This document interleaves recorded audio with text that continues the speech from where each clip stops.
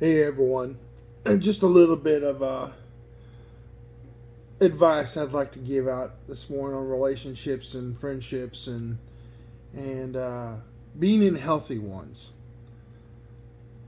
Over the last several years, I have had fantastic relationships. I've had horrible relationships.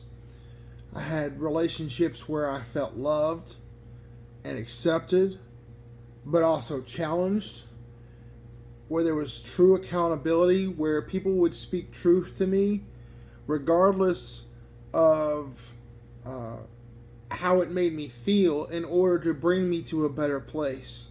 They respected me enough to tell me the truth and didn't fear my reaction.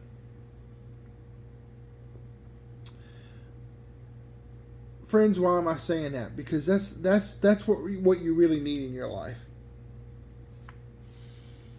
Here recently, I've taken some pretty strong stands about things. Why? Because I believe that truth matters. I believe that God wants us to speak the truth in love. I believe that there are several things in our society that's trying to weaken us, it's trying to deceive us, and it's trying to set us against one another. So I speak out against those things.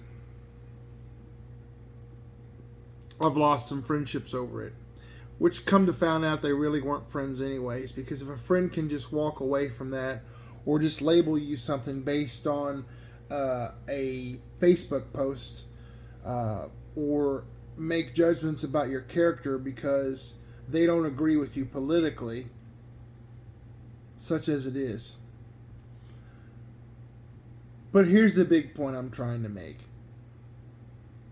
You don't have to fight to keep friends in your life.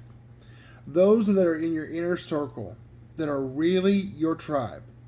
Now, I'm not saying that you should become a sect or that your tribe is more special than others. We should never have that mentality. James, the book of James specifically talks about that. What I'm saying about it is that circle of influence that God gives you in your life, of those relationships that are good and healthy, and you grow in the grace of God together. You grow in love together. You grow in your knowledge of God together. You don't have to fight to keep them in your life. You don't have to call them and wonder why they haven't contacted you. You should help develop security with one another. You should know that you land in a safe place with one another. You should know that no matter what your mistakes are, that they're not going to bail on you.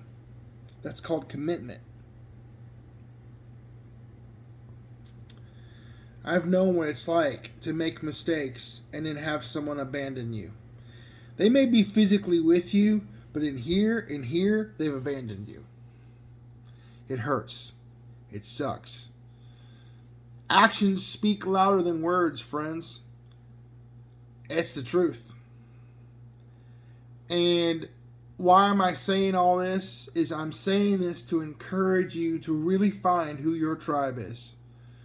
To really find those that love and respect you enough to tell you the truth. That want nothing but your best. That aren't jealous. That you're in it together for everyone as a collective to be better. That's the whole heart of everyone involved in your circle, is that everyone wants everyone's best. Don't make room for jealousy or petty arguments or making someone more special than another. That nonsense you just don't need to tolerate in your life. So I've done it.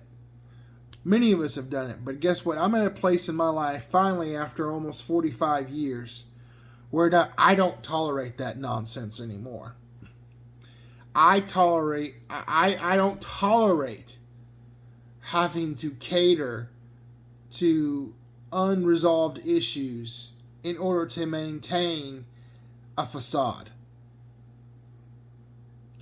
The relationships I have around me are genuine, true, and deep. And it's the only type of relationship I'll have. I'm not going to have a try to have a relationship with someone where it's a constant battle. And it doesn't mean that there's not things I don't need to change. I'm always looking. Here's the thing. What I've learned about myself. I have a heart after God. I make mistakes.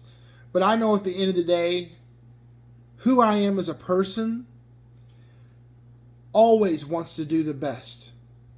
And when I don't do the best and I see it, and God, I want God to correct it in me. I don't ever want to claim to be perfect.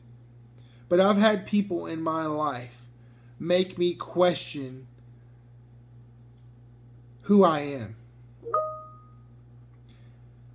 Make me, I shouldn't say make me, the things that they say, the manipulation they try to pull, makes me question my resolve about my true heart to follow God and love people and to be a good man in this world.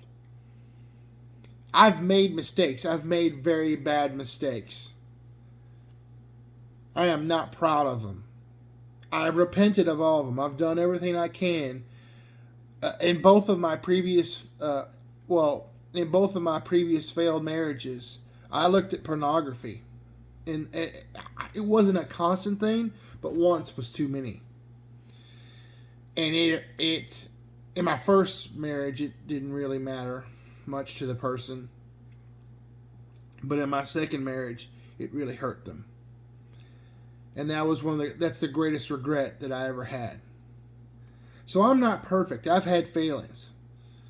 But you best believe I got that crap out of my life for good. It is not a part of me anymore, and I do not bring it into my current relationship. And I have no desire to. I've been completely set free from it. I'm good. My fiance is beautiful and wonderful, and she's everything I ever wanted. And I'm just grateful for that. But my point in saying all this is know your tribe.